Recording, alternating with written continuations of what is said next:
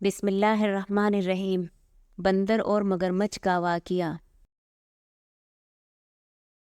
ایک دفعہ کا ذکر ہے، ایک بندر ندی کے کنارے ایک درخت پر رہتا تھا۔ بندر اکیلا تھا کیونکہ اس کا کوئی دوست یا خاندان نہیں تھا، لیکن وہ خوش اور مطمئن تھا۔ درخت نے اسے کھانے کے لیے کافی میٹھا جامن کا پھل دیا۔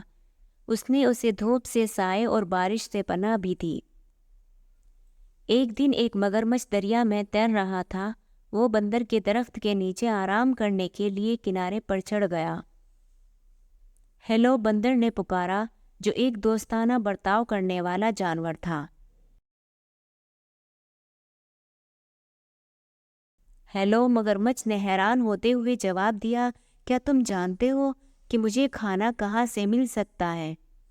اس نے پوچھا، میں نے سارا دن کچھ نہیں کھایا اور میں بھوکا ہوں۔ اب آپ سوچ رہے ہوں گے کہ مگرمچھ بندر کو کھا جانا چاہے گا، لیکن یہ بڑا ہی شفیق اور شریف مگرمچھ تھا، اور یہ خیال کبھی اس کے دماغ میں نہیں آیا۔ میرے درخت میں بہت پھل ہیں، کیا آپ کچھ کھانا چاہیں گے؟ بندر نے کہا، جو خود بھی بہت مہربان تھا۔ اس نے جامن کا کچھ پھل مگرمچھ کی طرف نیچے پھینک دیا۔ مگرمچھ اتنا بھوکا تھا کہ اس نے تمام جامن کھا لیے، حالانکہ مگرمچھ عام طور پر پھل نہیں کھاتے تھے۔ اسے میٹھا میٹھا پھل بہت پسند تھا، اور گلابی گودے نے اس کی زبان کو جامنی بنا دیا۔ جب مگرمچھ نے اپنی مرضی کے مطابق کھا چکا تھا تو بندر نے کہا، جب بھی آپ مزید پھل چاہیں واپس آ جائیں۔ جلدی ہی مگرمچھ ہر روز بندر کے پاس آتا تھا۔ دونوں جانور اچھے دوست بن گئے۔ وہ باتیں کرتے، ایک دوسرے کو کہانیاں سناتے اور بہت سے میٹھے جامن ایک ساتھ کھاتے۔ ایک دن مگرمچھ نے بندر کو اپنی بیوی اور خاندان کے بارے میں بتایا۔ بندر نے کہا، آج واپس جاتے وقت اپنی بیوی کے لیے بھی کچھ پھل لے جانا۔ مگرمچھ کی بیوی کو جامن بہت پسند آئے۔ اس نے پہلے کبھی اتنے میٹھی چیز نہیں کھائی تھی، لیکن وہ اپنے شوہر کی طرح مہربان اور نرم مزاج نہیں تھی۔ اس نے اپنے شوہر سے کہا، تصور کیجئے کہ بندر جب یہ جامن روزانہ کھاتا ہے تو اس کا ذائقہ کتنا میٹھا ہوگا۔ مہربان مگرمچھ نے اپنی بیوی کو سمجھانے کی کوشش کی کہ وہ بندر کو نہیں کھا سکتا۔ وہ میرا سب سے اچھا دوست ہے، اس نے کہا۔ مگرمچھ کی لالچی بیوی نہ سنتی۔ اپنے شوہر سے وہ کام کروانے کے لیے جو وہ چاہتی تھی، اس نے بیمار ہونے کا بہانہ کیا۔ میں مر رہی ہوں اور صرف ایک پیارے بندر کا دل ہی مجھے ٹھیک کر سکتا ہے۔ اس نے اپنے شوہر کو پکارا، اگر تم مجھ سے محبت کرتے ہو تو تم اپنے دوست بندر کو پکڑو گے اور مجھے اس کا دل کھانے دو گے۔ بیچارے مگرمچھ کو سمجھ نہیں آ رہی تھی کہ وہ کیا کرے۔ وہ اپنے دوست کو کھانا نہیں چاہتا تھا، لیکن وہ اپنی بیوی کو مرنے نہیں دے سکتا تھا۔ آخرکار اس نے فیصلہ کیا کہ اسے کیا کرنا ہے، اور اگلی بار جب وہ بندر کے پاس گیا تو اس نے اس سے کہا کہ وہ اس کی بیوی سے ملنے آئے، کیونکہ وہ جامن کی خوبصورت پھل کے لیے ذاتی طور پر اس کا شکریہ ادا کرنا چاہتی تھی۔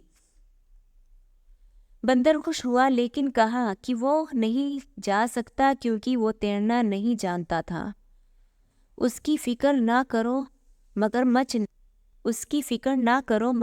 نے کہا، میں تمہیں اپنی پیٹھ پر لے کر جاؤں گا۔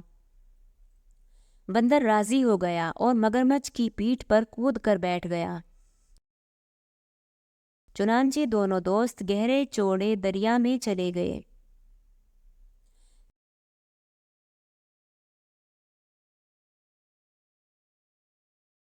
جب وہ کنارے اور جامن کے درخت سے بہت دور پہنچے تو مگرمچھ نے کہا، مجھے افسوس ہے لیکن میری بیوی بہت بیمار ہے، اور کہتی ہے کہ بندر کا دل ہی اس کا علاج ہے۔ مجھے ڈر ہے کہ مجھے تمہیں مارنا پڑے گا، حالانکہ میں ہماری باتوں کو یاد کروں گا۔ بندر نے جلدی سے سوچا اور کہا، پیارے دوست، مجھے تمہاری بیوی کی بیماری کا سن کر بہت افسوس ہوا۔ مجھے خوشی ہے کہ میں اس کی مدد کر سکوں گا، لیکن میں نے اپنا دل جامن کے درخت میں چھوڑ دیا ہے۔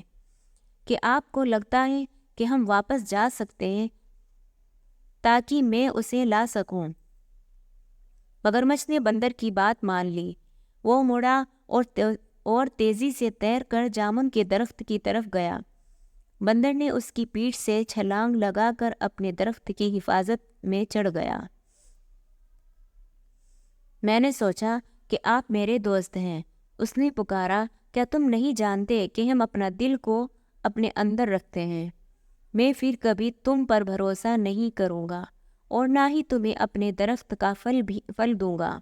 چلے جاؤ اور واپس نہ آنا۔ مگرمچھ نے اپنے آپ کو بہت بے وقوف محسوس کیا۔